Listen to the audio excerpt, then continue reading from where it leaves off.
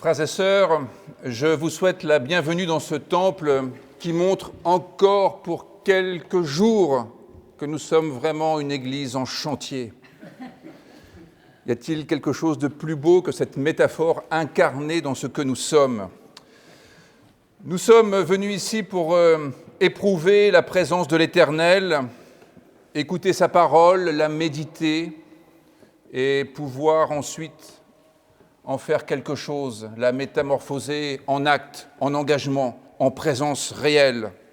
Alors que chacun d'entre vous se sente accueilli, se sent ici chez lui, même si ce lieu n'est que le temps d'une petite pause, parce que vous venez du Palatinat, parce que vous venez de Paris, parce que vous venez de Lunel.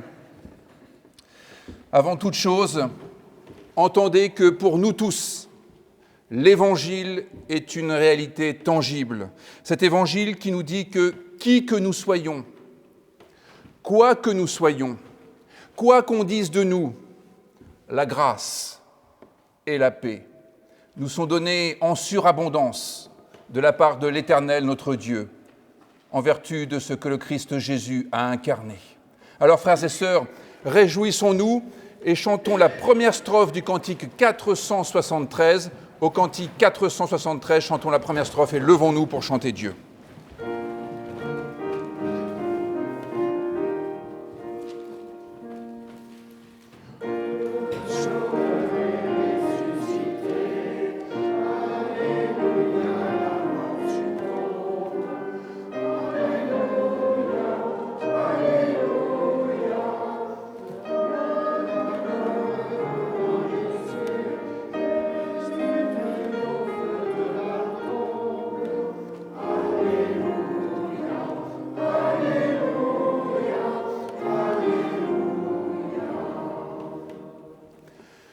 Louons l'Éternel avec une formule que nous connaissons par le premier livre des Chroniques. Béni sois-tu, Seigneur, Dieu de notre Père Israël, depuis les siècles et pour les siècles. À toi, Seigneur, force et grandeur, éclat, victoire et majesté, tout dans les cieux et sur la terre. À toi, Seigneur, le règne, la primauté sur l'univers, car la richesse et la gloire viennent de ta face. C'est toi le maître de tout. Dans ta main, force et puissance, parce que tout par ta main grandit et s'affermit. Et maintenant, ô notre Dieu, nous voici pour te rendre grâce, pour célébrer l'éclat de ton nom. Amen. Chantons Dieu par le psaume 134. Nous chanterons les strophes 1, 2 et 3 du psaume 134.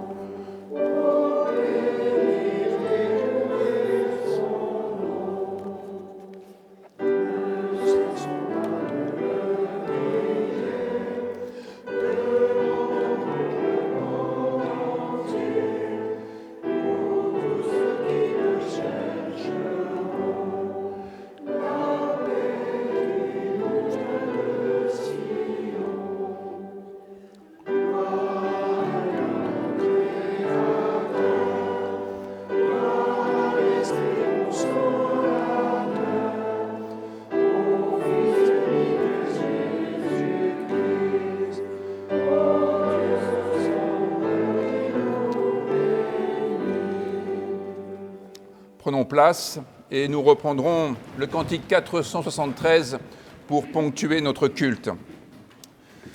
Pour le moment, recueillons-nous dans la prière avec les mots d'Anselme.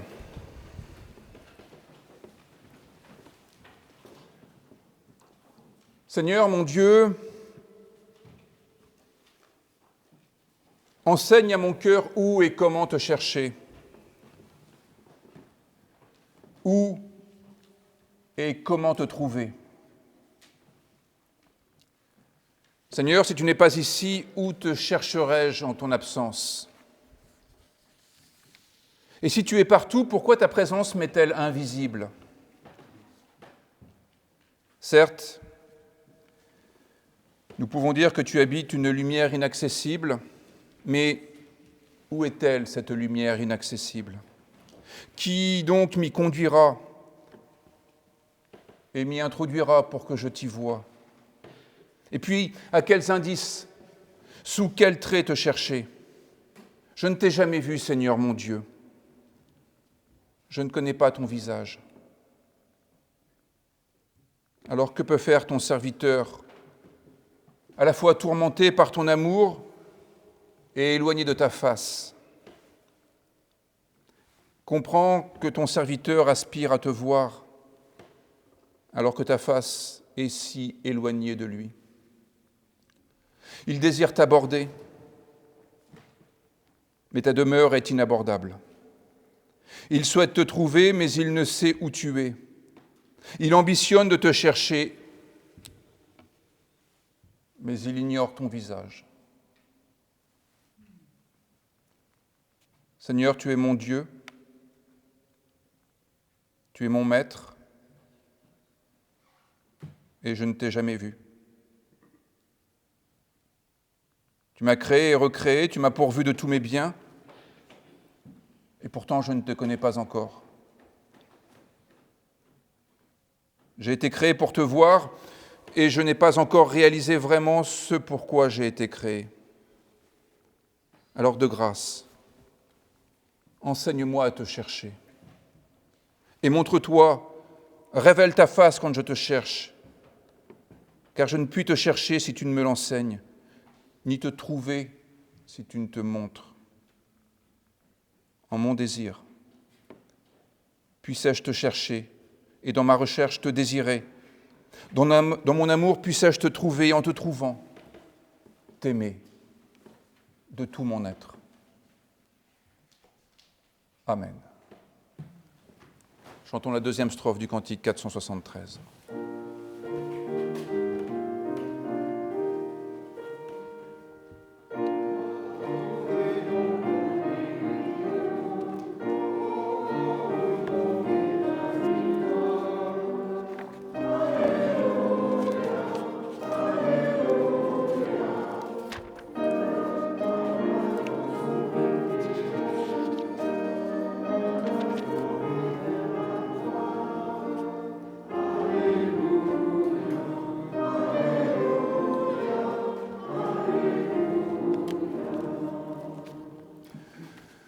Frères et sœurs, dans la première épître de Jean, nous lisons que Dieu est amour.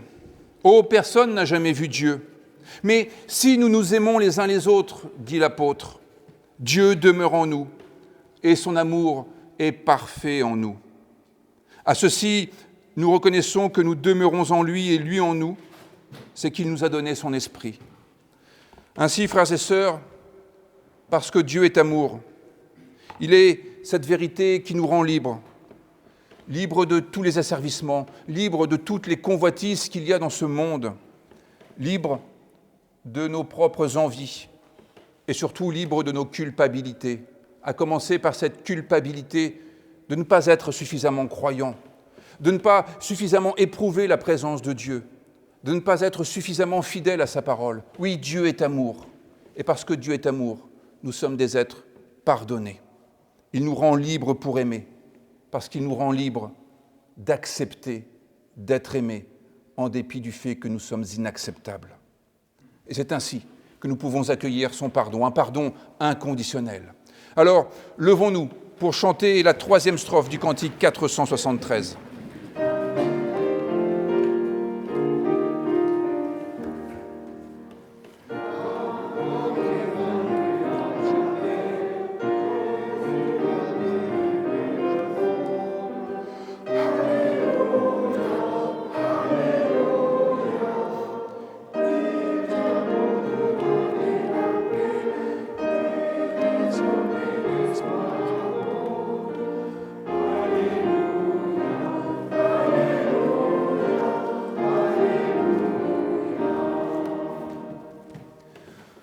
frère, ma sœur, tu veux être aimé? Alors aime ton prochain. Tu veux pouvoir parler? Alors écoute ton prochain. Tu veux vivre la paix? Alors apaise ton prochain. Tu veux vivre libre? Alors libère ton prochain. Tu veux vivre heureux? Alors réjouis le cœur de ton prochain. Frères et sœurs, voici quelques paroles qui disent l'horizon que Dieu dresse devant nous. Et si nous avons le désir de nous rendre vers cet horizon fraternel, alors nous avons là l'essence de notre foi. Notre foi, c'est de dire oui à cette perspective divine. Et notre foi, nous pouvons l'exprimer en ces termes: je crois en Dieu, le Père Tout-Puissant, Créateur des cieux et de la terre. L'Éternel règne, il est esprit, il est amour. Je crois en Jésus-Christ, son Fils unique, notre Seigneur. L'amour de Dieu envers nous s'est révélé en ceci: alors que nous étions encore pécheurs, Christ est mort pour nous. Il est venu chercher et sauver ce qui était perdu. Il est le chemin, la vérité, la vie. Le même hier, aujourd'hui, éternellement. À ceci, tous reconnaîtront que nous sommes ses disciples si nous avons de l'amour les uns pour les autres. Je crois au Saint-Esprit qui rend témoignage à notre esprit que nous sommes enfants de Dieu. Nous avons été baptisés d'un même esprit pour former un seul corps. La victoire par laquelle le monde est vaincu, c'est notre foi. Seigneur, augmente notre foi. Amen. Frères et sœurs, au cantique 562, nous chanterons les strophes 1, 2 et 3 du cantique 562.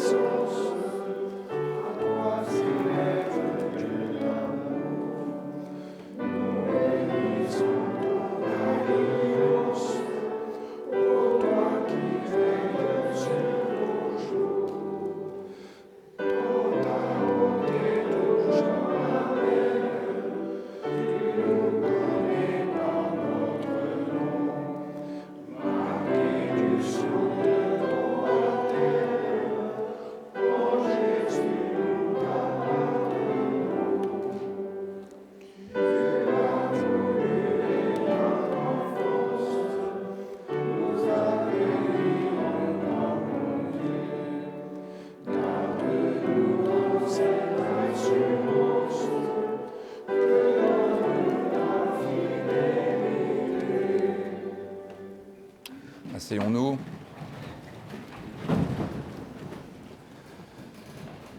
Seigneur, nous voici devant toi pour entendre une parole qui vienne de toi.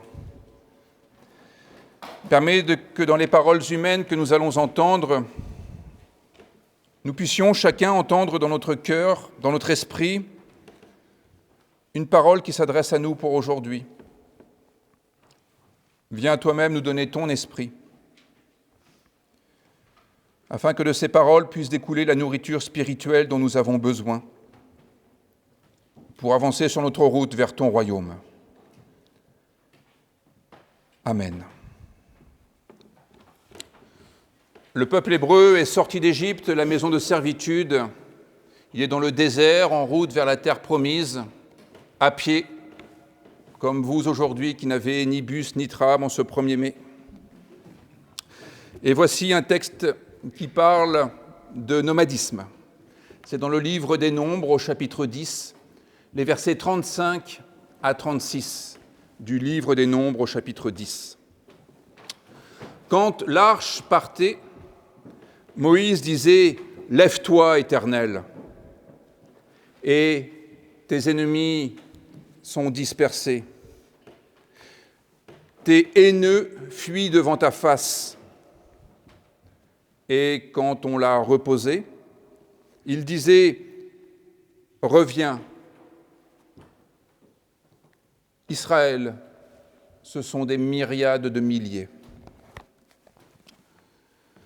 Frères et sœurs, chantons la 4e strophe du cantique 473 pour nous imprégner de ces paroles.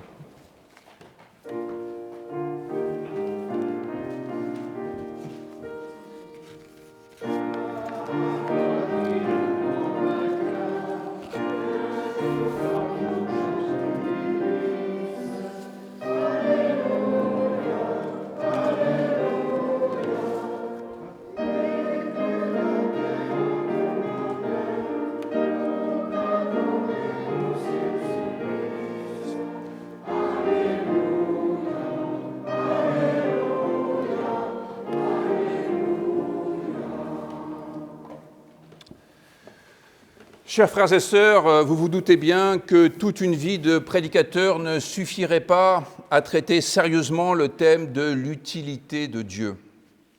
J'en ai esquissé un aspect la semaine dernière. J'aimerais faire avec vous aujourd'hui un pas de plus, un pas nomade avec vous. Un pas de plus, c'est bien ce dont il est question après tout dans ces 2 versets que nous avons entendus dans le livre des Nombres. 2 versets qui, vous en conviendrez, ne payent pas de mine. 2 versets qui semblent assez anecdotiques.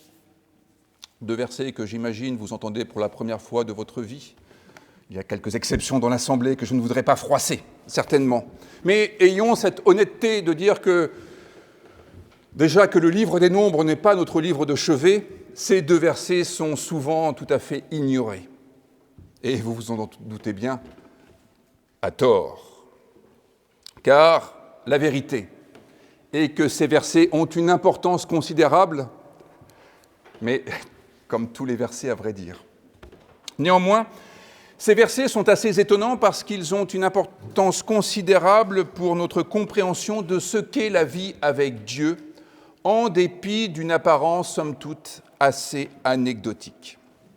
Intéressons-nous tout d'abord au contenu de ces versets pour y découvrir que Dieu nous permet de faire face à l'adversité.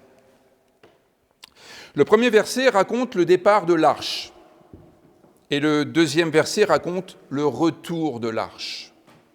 Cette arche, c'est l'arche d'alliance, comme on la connaît bien, qui sert de trône à l'Éternel et qui contient les 2 tables sur lesquelles ont été gravées les 10 paroles divines transmises au peuple après la sortie d'Égypte.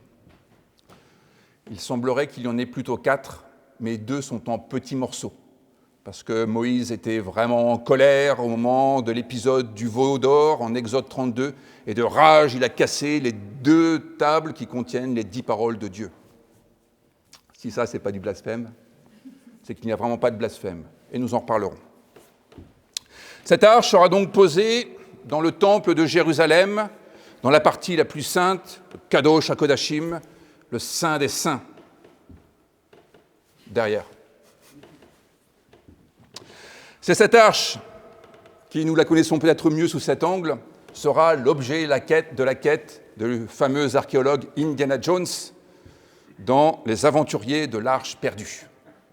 Et autant vous le dire, pas retrouvé. Le verset 35 décrit l'arche d'alliance qui s'en va.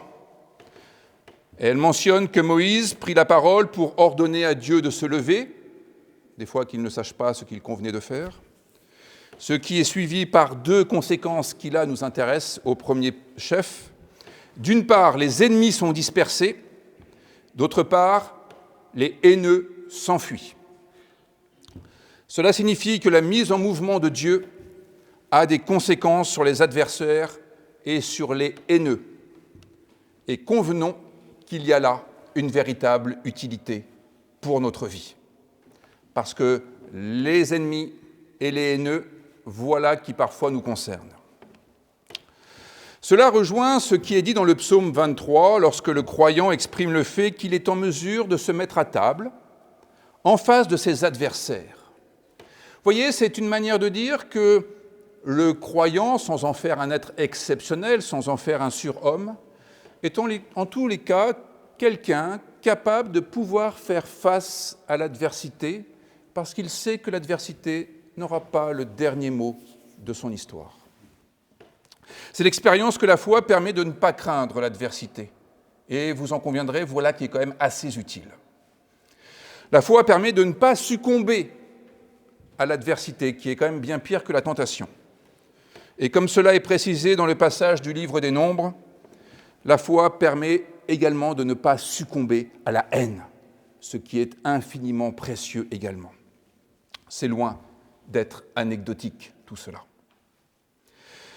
Cette action divine me fait penser, pour ce qui concerne l'adversité, à l'attitude du philosophe René Descartes face aux problèmes, face aux grands problèmes de la vie.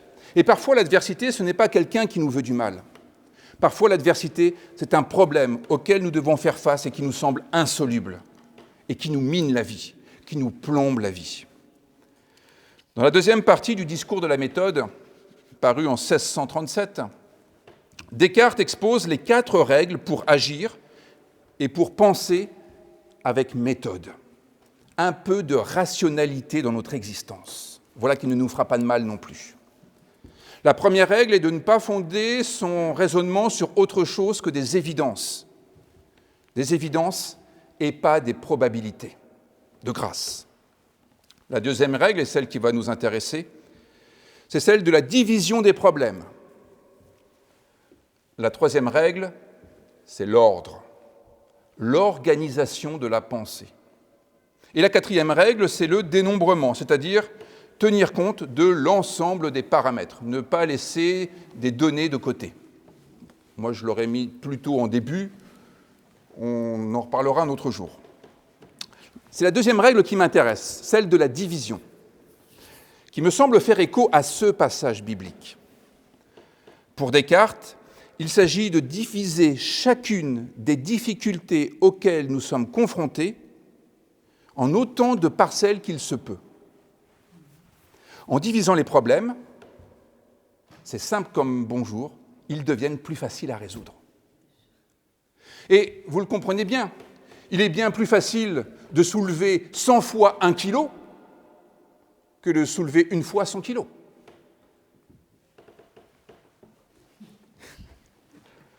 Quand je vous dis que l'Évangile, c'est simple, bien. Il est plus facile de faire face à des petits problèmes que de faire face à un seul gros problème. Voilà ce que Dieu nous permet d'accomplir au quotidien. Il divise l'adversité et de surcroît, il fait fuir la haine. Eh bien, cette règle de la division sera formulée plus tard par Philippe de Macédoine, le père d'Alexandre le Grand, auquel on prête la formule « diviser pour mieux régner ». Lui, il disait simplement « diviser et régner ». Mais c'est cela. Indépendamment de créer des divisions chez les ennemis pour prendre le pouvoir sur les ennemis, il s'agit de se dire que diviser les problèmes auxquels nous sommes confrontés est une manière pour nous de pouvoir les aborder avec plus de facilité et de pouvoir en venir à bout. La parole de Dieu n'est pas faite d'un seul bloc. Elle n'est pas monolithique, et j'emploie ce terme à dessein, puisque lithos, c'est la pierre, et déjà, elle est sur 2 pierres. Donc on voit qu'elle n'est pas monolithique, sur une seule pierre. Elle se répartit en 2 tables de pierre qui la distribuent en 10 paroles, à tout le moins. Ces 10 paroles, quand on y pense, rien que par leur forme, elles nous disent déjà beaucoup. Vous le savez, la première des paroles, c'est « Je suis l'Éternel, ton Dieu, qui t'ai fait sortir d'Égypte de la maison de servitude ». Et toutes les paroles qui suivent sont là pour que cette liberté, qui est en tête des 10 paroles, ne disparaisse pas, qu'elle ne soit pas réduite à rien. Autrement dit, 10 paroles de liberté. Mais la liberté à laquelle Dieu nous appelle, ce n'est pas un bloc, ou plus exactement, lorsque la liberté est un grand bloc, on ne sait pas trop comment l'aborder. Et j'en parle à dessein parce que la liberté est le sujet de veille que notre conseil de paroisse s'est assigné. Et je peux vous dire, sans trahir le moindre secret, que les premières séances de réflexion ont été extrêmement compliquées. Parce que aborder la liberté, c'est aborder l'Himalaya. Et il n'y a pas de petit chemin, il n'y a pas de petite voie. Alors, les 10 paroles nous aident à diviser la liberté en autant d'angles différents qui nous permettent de pouvoir la traiter à notre niveau. Dieu, c'est ce qui nous aide à pouvoir discerner la complexité de la vie, ce qui n'est pas toujours un inconvénient. Repérer la complexité de la vie, c'est pouvoir en repérer les différents éléments. Et parce que nous repérons les différents éléments, alors nous sommes à même de pouvoir les aborder les uns après les autres. La parole de Dieu nous enseigne à appréhender les sujets non pas simplement de manière globale, mais en identifiant les différentes parties, les différentes composantes. Dieu, c'est ce qui nous permet d'appréhender la vie en ses multiples composantes, en ses multiples facettes, et c'est ce qui nous permet de ne pas être dans un état d'impuissance face à quelque chose qui nous semblerait trop grand, impénétrable, surdimensionné par rapport à nous. Et d'ailleurs, dans le livre de Deutéronome, il y a cette question qui surgit, mais cette loi de Dieu, qui nous l'ira chercher si elle est au ciel? Qui nous l'ira chercher si elle est par-delà les océans? Autrement dit, si elle est inaccessible? Eh bien, la réponse est que la parole de l'Éternel est là tout près de nous, dans notre cœur. Et il ne faut pas l'imaginer comme quelque chose d'immensément grand qui serait inaccessible pour nous, mais au contraire, quelque chose à notre mesure qui nous rend capables d'appréhender la vie. Comme pour un projet d'ampleur qui sera mené à bien en étant réparti en plusieurs sous-petits projets, et donc répartis entre plusieurs personnes, c'est le sens de la responsabilité partagée, eh bien, chaque événement, chaque situation, chaque problème, chaque difficulté peut être divisé en problèmes plus modestes et donc plus facilement solubles. Dieu ne règle pas les problèmes à notre place. Ne comprenons pas ce texte comme « une fois que l'Arche d'Alliance s'en va, les problèmes disparaissent ». Non. Le mouvement de l'Arche d'Alliance, le mouvement de Dieu, cette parole vivifiante nous permet de diviser les problèmes et de pouvoir du coup les aborder nous-mêmes. Dieu relativise nos problèmes en nous permettant de diviser les problèmes en problèmes dimensionnés selon nos capacités. Autrement dit, Dieu, la parole de Dieu, c'est ce qui nous permet le travail de discernement, qui nous permet d'aborder la vie avec plus de tranquillité. Intéressons-nous maintenant à la forme de ces versets en nous plongeant dans le texte hébreu, ce qui nous permettrait d'aborder la question de la haine. Ce texte contient une particularité qu'on ne retrouve nulle part ailleurs et que l'on ne voit pas dans nos éditions françaises. Vous voyez, vous seriez bien infichu dans ce passage biblique de savoir où se trouvent les 2 versets que je vous ai lus. Ils sont écrits à la suite. Bon. Dans le texte hébreu, les choses sont singulièrement différentes. Vous le voyez, il y a une bizarrerie dans ce texte. Il y a un passage qui n'est pas du tout composé de la même manière, ce sont nos 2 versets. Ici, ce bazar, ce sont nos 2 versets. Vous voyez, il y a du blanc, il y a des décalages, et puis il y a au départ et à la fin de ce texte 2 signes qui n'apparaissent nulle part ailleurs dans la Bible. 2 signes qui ne sont pas des lettres, au sens strict du terme, mais qui sont une des lettres de l'alphabet mise à l'envers. Ce sont 2 Nun, un peu l'équivalent de notre lettre N. Que viennent faire ces 2 signes au début et à la fin de notre texte, qui, vous le voyez, cesse de devenir anecdotique? C'est un texte capital. Il bénéficie d'un traitement semblable à nul autre. Ces 2 lettres à l'envers ne peuvent que susciter notre curiosité. Et cela pourrait déjà suffire à ce que vous ayez envie d'apprendre l'hébreu. Comme vous n'aurez pas le temps de l'apprendre d'ici la fin de cette prédication, je vais vous donner les éléments nécessaires. Et je vais faire appel aussi au Talmud, qui, vous vous en doutez bien, s'est largement intéressé à ce passage bizarre. Dans le traité Shabbat, au feuillet 115 et 116, il y a une discussion sur ce passage biblique avec plusieurs hypothèses, dont je vous résume les 2 principales. Dans le Talmud, cette question donc est abordée, et comme vous pouvez le supposer, elle apporte des réponses variées. La première réponse, celle de Rabbi Yehuda Hanassi, est que ces signes nous enseignent que ce passage constitue un livre lui-même. Oui, c'est assez étonnant, mais ce ne sera pas assez anecdotique pour que ce soit oublié, puisque cette petite discussion fera dire au rabbin que si un jour votre bibliothèque part en feu, eh bien, la question est de savoir s'il faut sauver les livres ou pas. Enfin, si votre maison part en feu, est-ce qu'il faut sauver votre bibliothèque? Et la réponse est il faut sauver tous les livres qui contiennent au moins 85 lettres, le nombre de lettres dans ce passage biblique. Évidemment, si le nom de l'Éternel est inscrit dans le livre, il faut le sauver aussi. Mais c'est le critère à partir duquel il faut sauver un livre. 85 lettres, le nombre de lettres dans ce passage biblique. Une autre réponse est proposée. Ces signes sont la trace de points qui étaient autrefois écrits sur chaque lettre de ce passage biblique. Et là, il est vrai qu'il y a quelques passages dans la Bible hébraïque où il y a des points au-dessus d'un mot.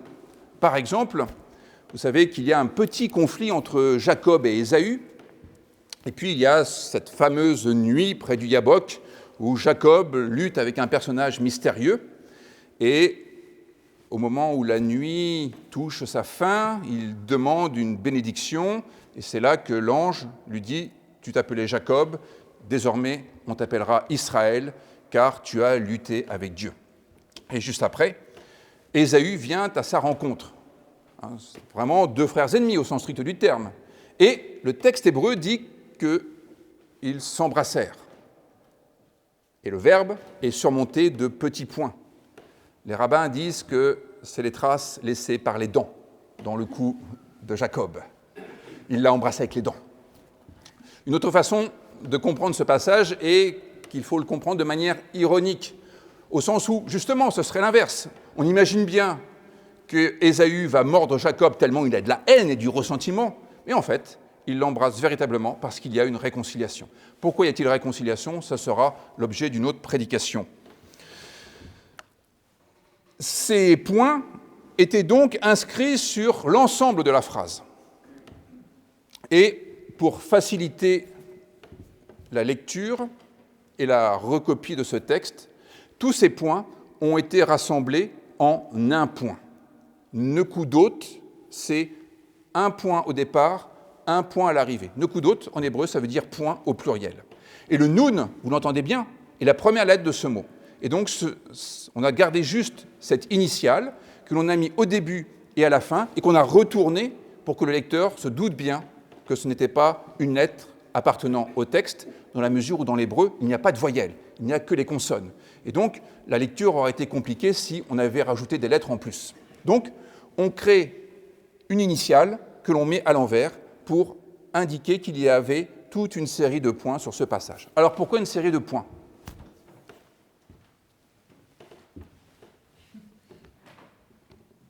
Eh bien, la réponse est assez étonnante, mais elle est assez sympathique. C'est pour dire que ce passage biblique n'est pas à sa place. Ce passage biblique ne serait pas à sa place. Ce passage biblique qui fait partie de la Torah, vous l'entendez bien. Eh bien, vous voyez, c'est par ce genre de détails que nous comprenons que la forme de la Bible hébraïque, notamment de la Torah, a son importance. Et comprenez bien que ce que je viens de vous dire ne change pas le sens de ce texte. Il l'accomplit, il l'approfondit, il permet de donner un élément d'interprétation supplémentaire. En effet, ce passage biblique qui décrit le mouvement de l'arche est lui-même un texte en mouvement. C'est une manière de dire que ce texte est non seulement un texte qui fait la promotion du mouvement, mais aussi un texte qui est lui-même le mouvement. C'est un texte qui porte le nomadisme à son sommet, au sommet de la réflexion biblique, en liant la résolution des problèmes et la gestion de la haine par le nomadisme, par le mouvement de l'Éternel. Et je ne m'étendrai pas sur ce point, mais songez que c'est le décalogue qui est à l'intérieur de cette arche d'alliance. Et c'est donc le décalogue qui est appelé à être toujours en mouvement. Ici, le nomadisme devient un idéal qui nous permet de ne pas succomber à l'adversité ni à la haine. Je dirais que c'est une guerre de mouvement plutôt qu'une guerre de tranchées. En tous les cas, ce n'est pas la ligne Maginot. C'est la légèreté de David contre la pesanteur de Goliath. Et c'est David qui gagne. Ceci est particulièrement précieux pour ne pas succomber à la haine. Alors peut-être comme cela, ce n'est pas évident, mais en y réfléchissant, c'est d'une puissance assez intéressante. Parce que, au fond, ce que dit ce texte biblique, c'est que si nous pouvons échapper à la haine, c'est que la haine ne nous concerne pas. La haine ne concerne que ce qui est arrêté ou figé quand on y pense. Quand une parole de haine nous est adressée, eh bien, la vérité, c'est que nous ne sommes déjà plus la personne à qui elle s'adresse. Cette haine s'enfuit des faces de l'Éternel, pour reprendre l'hébreu au plus proche du texte, parce que l'Éternel est en mouvement, alors que la haine se développe chez ceux qui sont fichés en terre, ceux qui ne bougent pas, ceux qui n'évoluent pas. Les plus haineux, quand on y pense, sont les plus nostalgiques de la période de leur enfance et qui, d'une certaine manière, n'ont pas voulu accueillir cette vérité fondamentale qui est que le vivant est dynamique, que le vivant évolue, que le vivant se métamorphose, qu'il ne cesse de changer, ou alors ce n'est pas le vivant.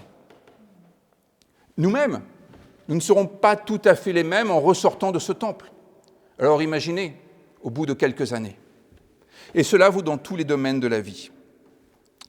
L'Arche d'Alliance est l'objet nomade par excellence. C'est un coffre en bois d'acacia, avec des anneaux d'un côté, des anneaux de l'autre, qui permettent de passer des barres, oui. Une barre ici, une barre là, pour qu'elle puisse être transportée par les prêtres lévites. Même quand elle sera installée dans le temple de Jérusalem, il sera interdit de retirer les barres de l'Arche d'Alliance. Prescription du livre de l'Exode au chapitre 25, un des 613 commandements, une des 613 mitzvot du judaïsme. Même quand cette arche sera définitivement installée dans le temple de Jérusalem, il sera interdit de retirer les barres, car l'arche doit toujours être prête au départ. C'est une manière de se rappeler que ce qu'elle contient est lui-même toujours prêt au départ, toujours prêt au mouvement, jamais tout à fait là où on l'attend. Il y a toujours une part d'inattendu. L'attendu, c'est la mort.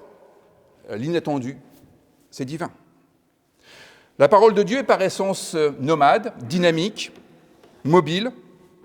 Cette parole qui nous fonde, du coup, fait de nous aussi des êtres nomades, mobiles, jamais tout à fait arrivés, jamais arrêtés. C'est la raison pour laquelle la catéchèse n'est jamais finie. Toujours en évolution, et selon notre bonne devise protestante, toujours en réformation. Ecclesia reformata, semper reformanda. Pour illustrer cette image, je prendrai plus exactement une autre image analogue, celle du sable mouvant. Alors, pour faire un sable mouvant, c'est très simple. Il faut une terre,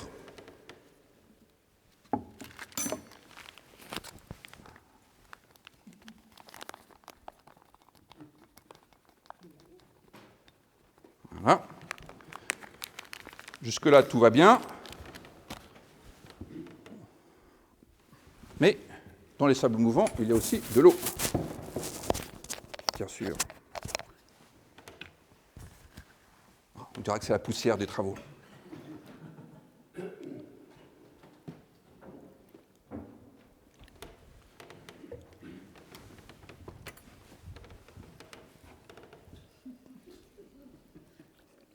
C'est un peu comme Garcimore, je ne sais pas si ça va marcher. Bon. Toujours est-il que notre vie est composée d'éléments qui sont assez semblables à un sable mouvant. Et je vais essayer de vous montrer pourquoi. On va peut-être rajouter un petit peu de terre, ça ne pourra pas faire de mal. Si seulement ça pouvait faire des crêpes après.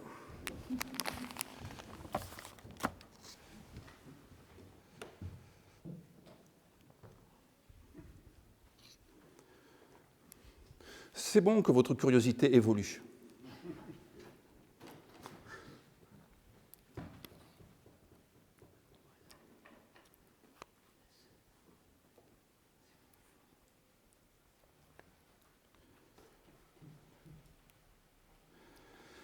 Alors, ce qui se passe avec un sable mouvant,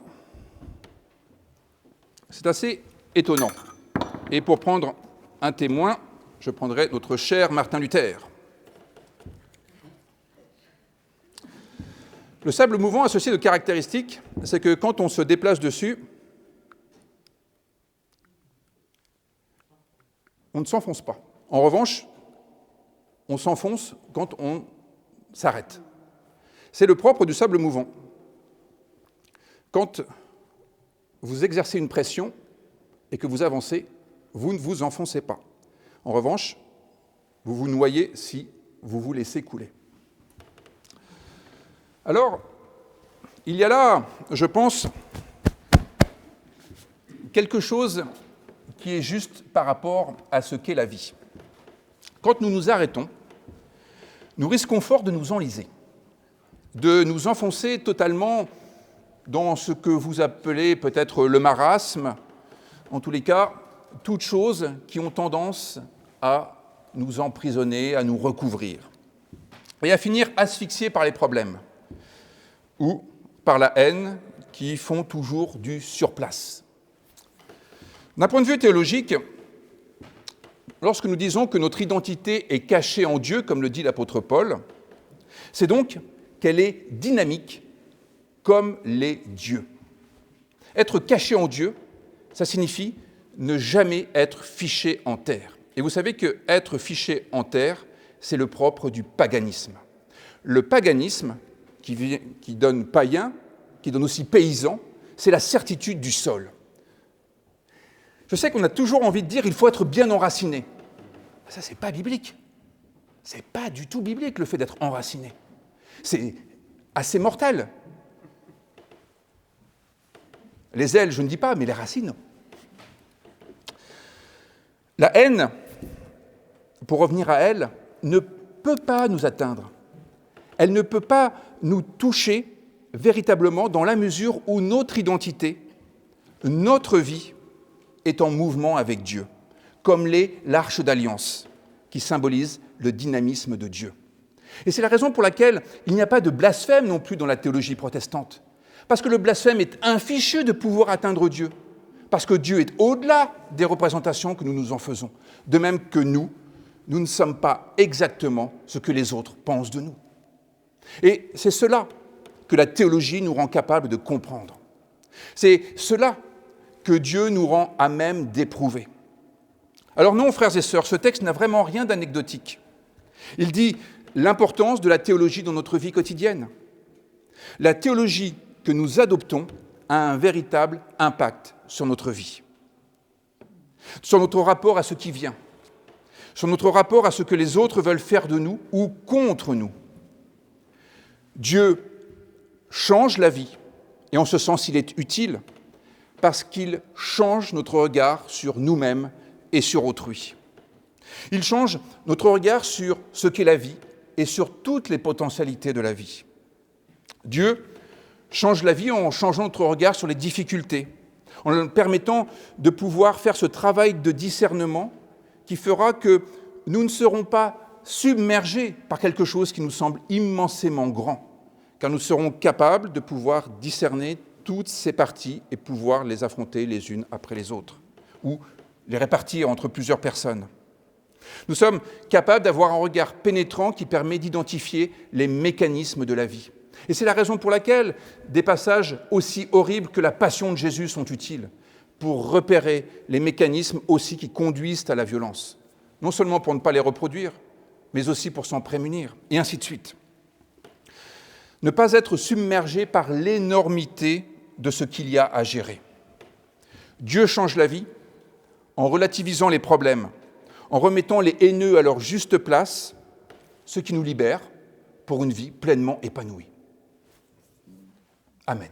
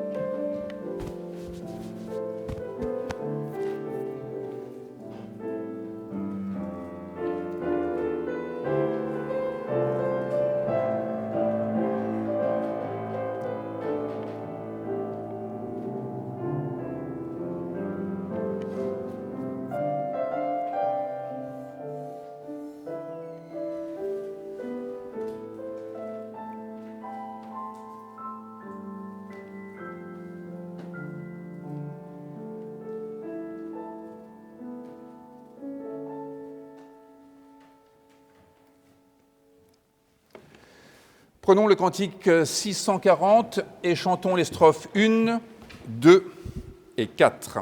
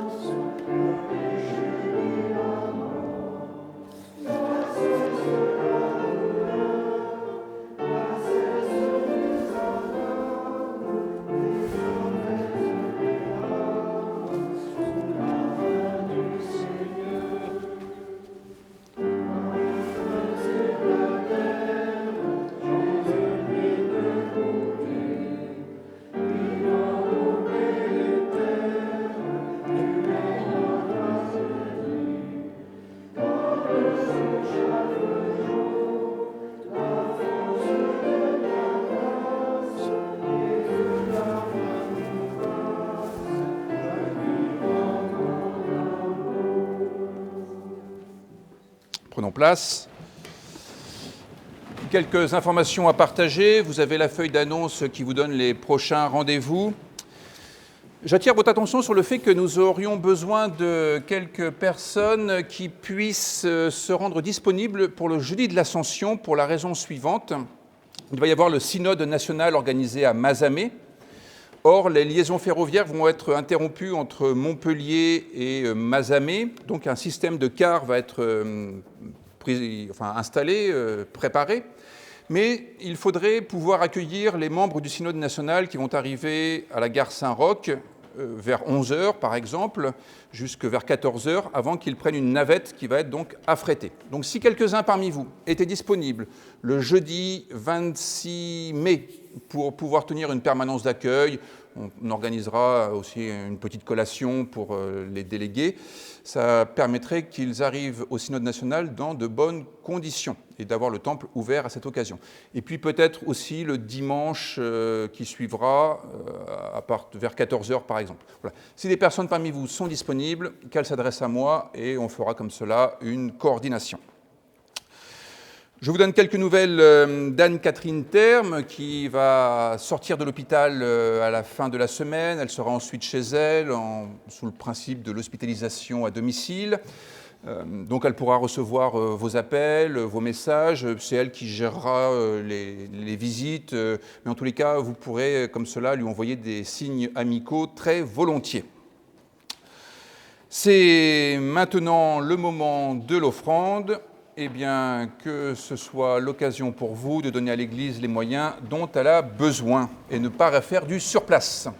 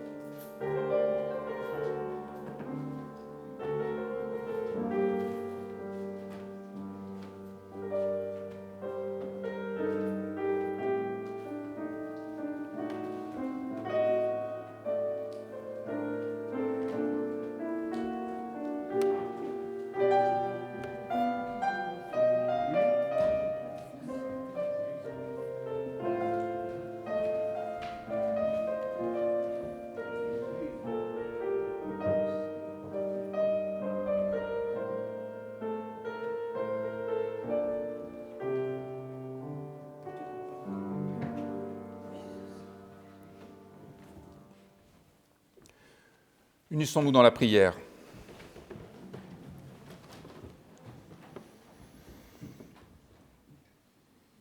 Seigneur, quand j'aurai faim,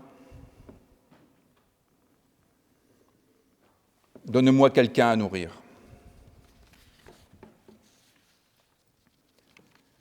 Quand j'aurai soif,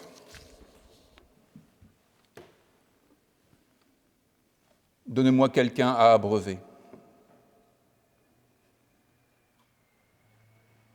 Quand j'aurai froid,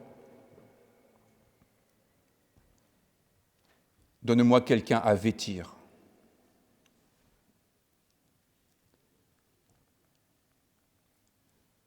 Quand je serai dans la tristesse, donne-moi quelqu'un à relever.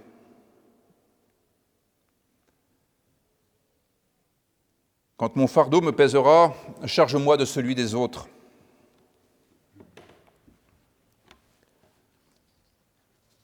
Quand j'aurai besoin de tendresse, que l'on fasse appel à la mienne.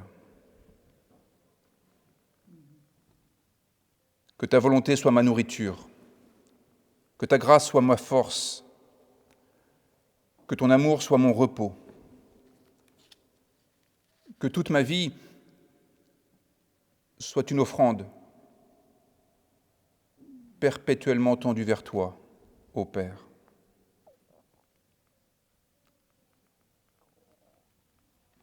Et c'est avec cette tension que nous voulons dire les mots que Jésus a enseignés à ses disciples. Et nous nous levons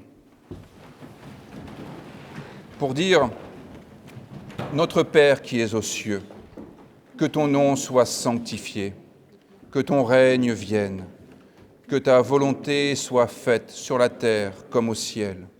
Donne-nous aujourd'hui notre pain de ce jour. Pardonne-nous nos offenses, comme nous pardonnons aussi à ceux qui nous ont offensés. Ne nous emporte pas dans l'épreuve, mais délivre-nous du mal. Car c'est à toi qu'appartiennent le règne, la puissance et la gloire, au siècle des siècles. Amen. Frères et sœurs, méfiez-vous des liquides non newtoniens. C'est ce qu'est un sable mouvant. Et ayez à cœur de vivre animés par cette foi qui nous permet d'ouvrir les yeux sur la profondeur de l'existence et de ne pas en être effrayés. Plus nous regardons le monde dans sa profondeur, moins nous en sommes effrayés. Voilà le paradoxe de la foi. Oui, frères et sœurs, allons avec l'assurance que Dieu nous bénit et nous garde. De surcroît, l'Éternel, le Dieu de tendresse, qui a levé Jésus d'entre les morts, nous donne son esprit de vie pour nous faire vivre ensemble à sa gloire, présents et absents, visibles et invisibles, pour le temps et pour l'éternité. Amen.